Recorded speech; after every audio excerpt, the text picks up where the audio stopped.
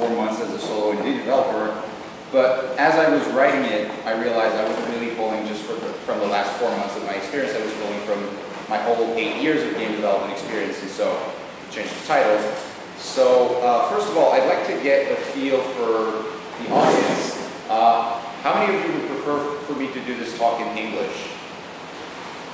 And how many of you would prefer for me to do this talk in French? I'm afraid English wins out, so I'll be doing it in English. So a few other questions for all of you. How many of you are students? Not as many as I thought, okay. How many of you have made a complete game, indie or otherwise? Good amount of you, excellent. How many of you have worked in the games industry as a paid professional? Very good indeed. And how many of you are indie game developers? A proud few. Half time. Congratulations. So, about me. So, who am I and why am I up here talking? My name is Martin Brochu. That's my website over there. That's my online handle. So I started playing games as a kid, like everybody else. I started with the NES and then went up. I was a Nintendo kid, so I never played any of the Genesis games. I started making games very, very young, messing around with the Warcraft 2 editor. I studied computer science. I got a technical degree, a bachelor's degree in Quebec. During all that time, I made 15, 20 games of varying quality before entering the industry. I worked in the industry for about 5 years. Started out as Ubisoft Quebec as an intern programmer. Went for a 2-year stint at Beenox, and then moved to Montreal for another 2-year stint at Eidos. And at the start of 2015, I had been planning this out for a while. I decided to go full-time indie. And as a full-time indie developer, I'm currently working on a music-driven twin-stick shooter called Soundsaber. And you have the URL for that right there. So I'm going to interrupt this wonderful talk and presentation with a little demo of Soundsaber. So as you can see, it's made in Unity. And this game has been in development for about a year. I started working on it part-time about a year ago, and recently released a first playable version, and this is the version that you can buy currently online. So I'm going to launch a song, and so the way that this game works is, I'm going to try not to talk over the music. The way that it works, you have, controls are, yeah, the USB port has some trouble. I'll play with the mouse. So, this is a twin-stick shooter, and it's driven by music, namely your music, which means that whatever MP3 you have on your hard drive, you can put into this game. The game will analyze it, play it back, and use it to generate gameplay. So as you might have noticed, the laser that I have on my ship is directly powered by the music, and so are the enemies. So as you'll notice, when the music gets a little bit more intense, the enemies start coming at me faster. As the music changes, the gameplay modes will transition from one to another. And I tried to have as many aspects, both visual and mechanical, of the game be driven by the music. And obviously you can have the beautiful waveform in the background. That's left channel, right channel. So this game is currently in active development, but I'm really, really happy with this version. Essentially, I tried to make a minimalistic product of what Soundsaber is, maintaining the vision, while keeping it to a minimum so I can get a shipped version out there. And so currently this game is on sale, and it's been picked up by early adopters. We have our community forums, and now is really the perfect time to start playing this game and start giving feedback, because if you start playing and you notice things that you like, that you don't like, if you give me feedback, then I'll probably use that feedback to make the game better. And there's a lot more to this game that's coming. I want want this game to have very, very strong replayability. And so there's a whole layer of RPG mechanics that will be implemented. Enemies currently drop various things. They're currently used for score, they'll be used for currency, and there's a boss just off screen because the resolution is not quite supported properly. But I'm going to stop it here. If you guys want to try it, there's a URL at the end of the talk where you can pick up a version. So that is Soundsaber. So, as I mentioned, I made a bunch of games. 2007, that's not the first game I made, but that's the first game I made that's worth talking about today. It's a Breakout clone. It's a Breakout clone made using stolen assets. I was playing Meteos at the time, which was an old DS game. I really liked it. So I ripped off the assets and I made a Breakout clone out of it, which is kind of a rite of passage as a programmer. You probably have made 1 or 2 Breakout clones in your life. And then I was playing Dungeons and Dragons, so I made a Dungeons and Dragons inspired game called Muscle and Combat, which was actually pretty cool. It had this card-driven mechanic where you had the deck of cards and you have access to the top 6 cards of the deck, and those cards could be anything from like potions or spells or equipment. Worked fairly well. I made some mods. I noticed when playing Puzzle Quest that all the data is available in Lua and XML, so you can go in and mess around, change the quest, change the story, add a new class, add new spells. I did that. That was pretty cool. And then 2008, I finished my technical degree, and I thought, okay, now I'm going to make a real game. I'm going to make my magnum opus, which was, you know, and as you might imagine, I didn't know enough about game development. I didn't know anything about engines or frameworks, so I made it with what I knew, which was Windows Form. And so I made a game entirely out of Windows Form. You can't actually see the forms, but I'm using the Windows Form canvas, and it ended, which is fantastic. Like, I shipped an actual game, but it was nowhere near the game that I imagined. What I imagined was an epic 40-hour RPG with 4 different classes and worlds and a unique universe. And what I ended up doing was taking 3 months to do the intro sequence where I coded 7 different gameplay mechanics that were used exactly once.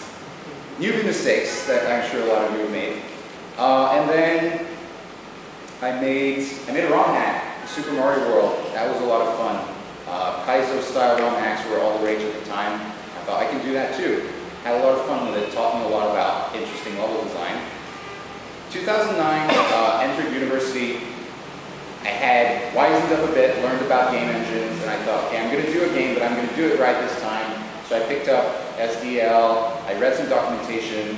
I still coded way too many things from scratch, like a physics engine, but I made an actual good game. I made a 2D platformer that's played with like 1 or 2 players, and it's actually pretty cool. It's a finished game, you can get it online. There's more games that I made, of course. In university, I joined a game development team made up of students who made a game called Magnite, entered it in a game development competition held by Ubisoft, won the first prize, got us $2,000, fantastic. It's heavily inspired by Portal, as you can see by the art style. You essentially play a little metallic robot that has the power of magnetics. So one mouse button makes you positive, the other makes you negative. You stick to things that are of the opposite polarity, etc., etc. Plenty of other games have come out now that explore this quite a fair bit. I got the idea from a game called Super Magnetic Neo on the Dreamcast. Then you have No Legs, which is still one of my favorite games to this day. I made this in a month. I made this in Flash on my own in a month for a game development competition.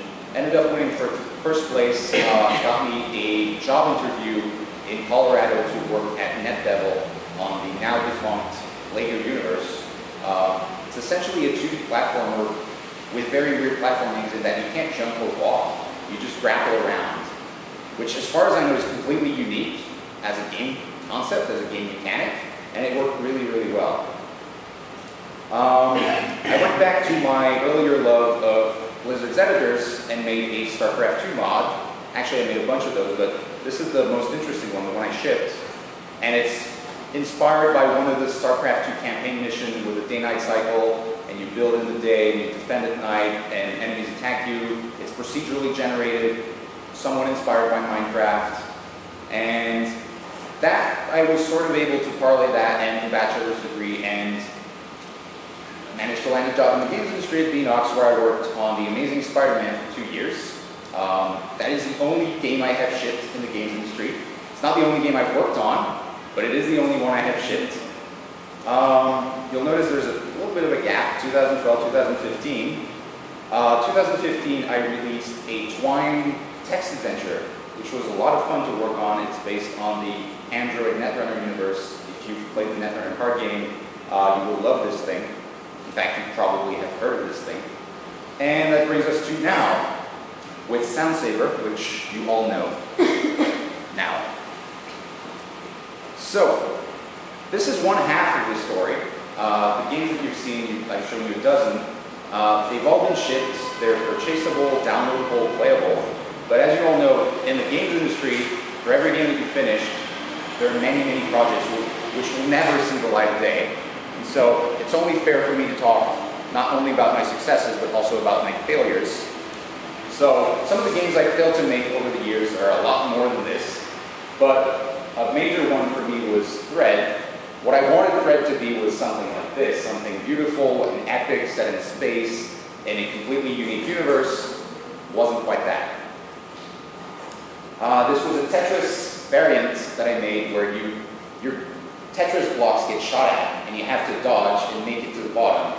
Played really, really well, just never did anything with it. Biosphere, which was kind of a cross between Katamari Damacy and Cubivore. And you were essentially this enormous cat that moved around by rolling on itself and crushing things to death and eating them and getting bigger and bigger. Really cool concept, absolutely loved it, never made it. Dream, which was, again, fairly ambitious concept, which I decided was a good idea to make in 2 days for a game jam. I bungled that one, I admit it. I screwed over myself, I screwed over my team. That was a terrible idea, but you make mistakes and you learn. Lake Seal, which is an anagram for satellite. This was an ARG that I did. I made a bunch of really, really hard puzzles. I built this really, really cool, intricate backstory, and I set the opening thread for the ARG hidden inside a picture on a DeviantArt website of my friends. Nobody ever picked up on it. It's still there. The whole thing is still there on the internet. Nobody ever found it. There's this corrupted picture on my friend's DeviantArt that if you start decoding the PNG, there's a bunch of data in there that will lead you to a puzzle, that will lead you to a puzzle, that will lead you to a bunch of backstory. Nobody cared. I tried to drop hints to the ARG communities. No one cared. Turns out marketing is hard. And then, of course, there's that huge gap from 2012 to 2015 where I didn't ship anything. Can't really talk about what I did during this time because if you know anything about the games industry, you know about NDAs. But I did not slack off during those years. Hard work was done, but in the end, I did not ship any cases. Which brings me all of this to lesson number 1, which is experience matters. Experience is important. You'll notice there's sort of an upward trend in quality to all these games. It started off really crappy with Breakout Clone and Stolen Assets, and now a game that I can legitimately ship and sell for $15. But I couldn't start with the $15 game. So before you try to do this professionally, you need to have some experience. You must, or at least you should, I can't tell you what to do, but I recommend doing all of the following. Make games on your own, by yourself, in your basement, make at least 2 or 3. They can be small, but they have to be playable. They have to be finished products that you can hand to anybody and get them playing. If you can't do that, the game's not done. And then once you've done that, you should make games with a small team. Make games, with other students, make games with a mod team. Again, small playable products and complete them. Very, very important, complete your games. And then the third point, which is, some of you might disagree with, but I feel is terribly important, work in the games industry. I obviously can't ask you to ship 2 or 3 industry titles because I don't have 2 or 3 industry titles, but do try to get a few years of work in. Work within different teams, work for different companies, have different responsibilities. That will teach you enormous amounts about the process. You will learn things that you don't even know that you don't know about. You know, the known knowns and the known unknowns, and there's the unknown unknowns, and those are really important in game development because those are the things that can screw you over. Why should I do that? Because, well, as you know, part of learning any skill is you have to start at the bottom of the ladder. If you try to make your magnum opus as your first project, sort of like I did with Thread, you will crash and burn, as I did. Start slow and build up instead. If you want to jump into the indie development work and say, you know what, I just got out of school, I'm going to start my own indie game company, I don't recommend that. I really do not. It's basically the hardest thing that you can do in games. And especially if you're planning to be a solo indie, I'm a solo indie and I can say it's the absolute hardest mode available in game development. When you strike out as an indie dev, you're basically saying, I have fully mastered all aspects of game development and I can build a game development studio and lead a project to completion by myself. That's a pretty weighty statement. You might still say, I just want to jump in. Let me give you an analogy. Trying to be a professional indie dev with no experience is like trying to speedrun Bloodborne on your first playthrough. It doesn't work like that. You need to get some practice first. Learn the basics, make some mistakes, and build on that. The truth is, with the whole indie developer, I would have never gotten this far without everything I've learned from my career in games. Every day, I use the knowledge that I got from working in the industry. The truth is, the industry is full of extremely skilled and intelligent people, and learning from them is the best way to get ahead. If you have this preconceived notion that, you know, big companies like EA are dumb and indie games are the best, stop. Big companies got big by being the absolute best at what they do. They started small, just like us. You might not like their individual games, you might not like the fact that EA is re-releasing the same game every year, but it works, and you can learn a lot by studying them.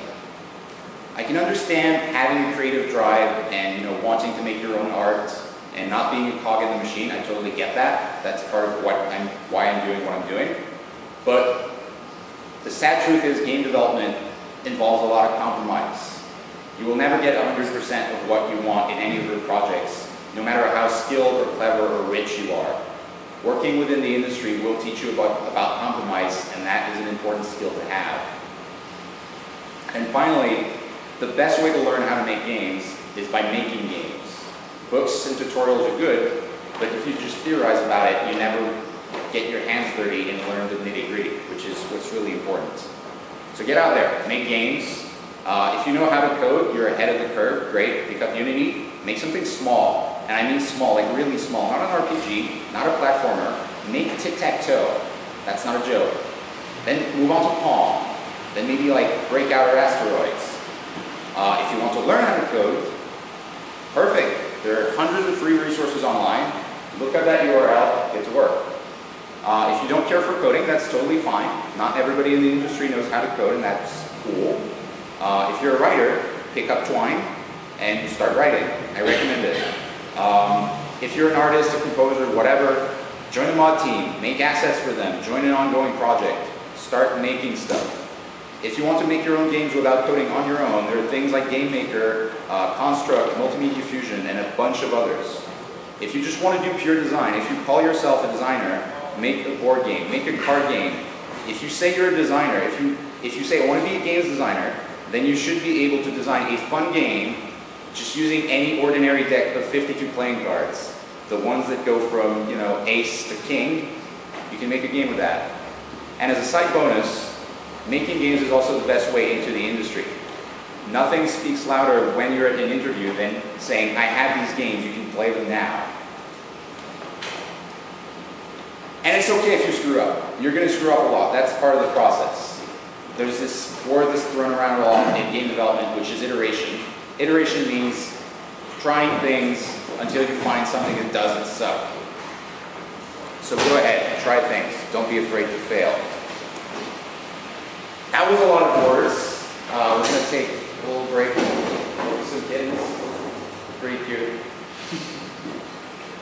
And move on. Now, lesson number 2. Once you start doing game development a little bit more seriously, things you need that aren't immediately obvious, like having a game editor, having a way to make a game like Visual Studio and Unity and stuff like that, Photoshop, Blender, 3ds Max.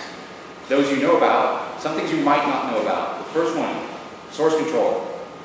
If you're running a serious project, if you're making something that will take like longer than 3 months to make, you need source control. Actually, you need source control, period. If you don't have source control, first of all, look up what it is, and then go on Assemble, just look that up on Google, set up a free account, get up a Force client, set it up. That's not the only option out there, and I'm sure some of you will disagree that there's probably a better option. If you have an opinion on this, perfect. That means you're using source control. Next, a web server. Very, very handy. You need to be able to give builds to people quickly. Throwing around 50, 100 megabyte files is surprisingly not trivial even in 2015. You can't do that via email. So a simple website, just like a $20 a year subscription on GoDaddy, will solve that problem. I don't actually recommend GoDaddy, I hate them, but I signed up with them 15 years ago and now I'm stuck with them, so they're the ones I use. I can't recommend any other website because I don't know any other. Use whatever you want, don't use GoDaddy. You might use Dropbox, that might work, but one day you'll want a custom website, a domain name. The web server thing solves that as well. You can try WeTransfer. Cool. So, other things you need. You need to have a way to carry your game with you. Like obviously I have my laptop here, I have Soundsaber with me. You can come up to me afterwards and try it if you want to give it a shot. Mobile games are great for this. You just pull out your phone. You get bonus points if the person can just download it off the internet from their phone. Soundsaber sucks at this. It requires a laptop, it requires headphones because it's a music game, and it uses preferably a 360 controller. And also, if your game starts slow, you might struggle here. That's, like if you're making a game like Fez that takes a really long time to start up, you might say, I can't do this, I can't just give out my game. Don't disregard this. If the first few minutes of your game aren't engaging, you have a massive problem, no matter what kind of game you're making. The first 5 minutes of a game are where people decide if your game is good or not. Put a lot of effort in the first 5 minutes of your game. Make sure they're good. Also, something that might not be obvious, if you're making a game, don't sacrifice your own well-being. Your physical and mental health are critical. If you neglect those, the first thing that will go is your motivation. You will simply not want to work on your game until you get yourself back on track. So, don't plan to work on your game 16 hours a day. That is not a good plan. Make plans to do non-game things. Visit friends, spend time with your loved ones, work out, that's always good. Take breaks or you will burn out, and I don't recommend burnout.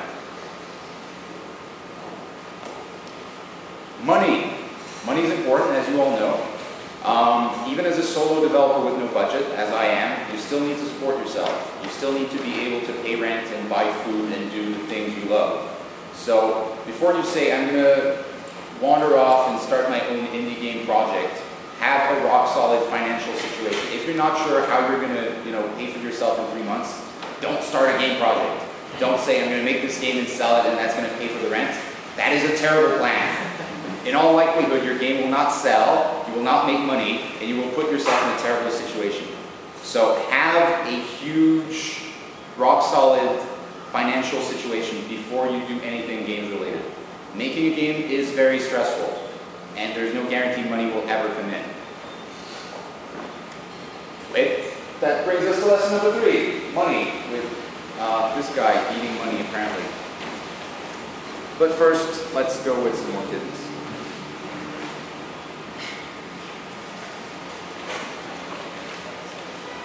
Who here doesn't like kittens? Good.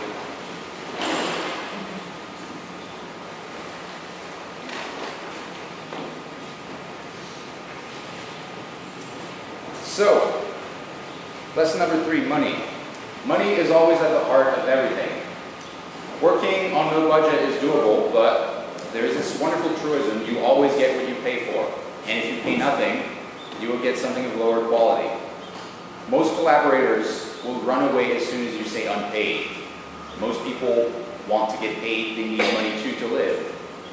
Unity is great for this. Unity gives you a lot for free. They give you basically the whole thing for free to start out, although it does come with some pretty hefty fine print, so do read the fine print. But it doesn't give you everything.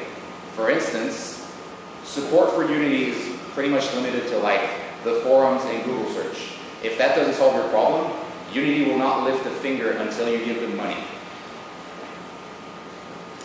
You have to buy some software. Some software you simply have to buy, but you can get very, very far on like ridiculously low amounts of money, like $500. You will want fraps. If you're a developer that likes Visual Assist, you will get Visual Assist. You will get some stuff off the asset store. You can get a lot for not a lot. And there's a lot of professional software, like top-level stuff, like Unity, like Visual Studio Community Edition, like the Force with Assembler, that is conditionally free. If your project is small enough, if you can show that you can't afford any of this stuff, then they will give it to you for free on condition that once you grow big enough and you do start making money, then you will owe them money. Their strategy being that if you start making stuff with their tools and you succeed and you grow, then you will be stuck with their tool and you will owe them money. That's not a bad trade. What you get is free software, and in turn you essentially owe them, part of your future income. Some things will remain out of reach to you as a developer with no money. One instance that is fresh in my mind is Bass. Bass is a professional grade audio library, and it was necessary to me in order to do things like loading various audio formats at runtime and decoding them. Turns out licensing Bass costs something on the order of $5,000 for all the platforms, which is a bit beyond my budget. This is a common problem. You will run into a situation like this where you can't afford what you want. You have options. Options like using a cheaper subpar solution. The consequence of that is fairly obvious. Product quality will suffer. So for instance, if you were to go with an open source library, it exists, but you get what you pay for. Open source libraries come, it comes as is. Meaning, if it doesn't work, you're on your own. The developer will likely not give you support. If something is buggy, if something is broken, if something doesn't integrate well with Unity, good luck, you're on your own.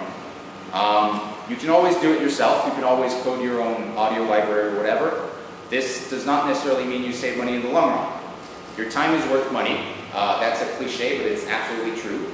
Take into account your burn rate. If you are burning, let's say, $2,000 a month, then a month of your time is worth more than that, much more than that, because there's the opportunity cost of you can work on that or you can work on all the other things.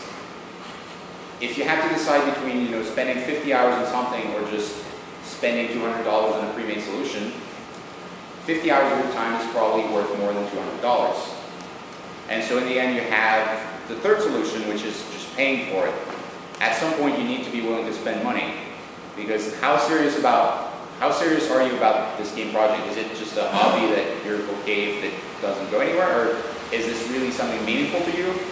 If your project means years of your life, which if you're making a game probably does, then $1,000 is not a lot. A year of your life is worth, $50K, $100K, probably more than that.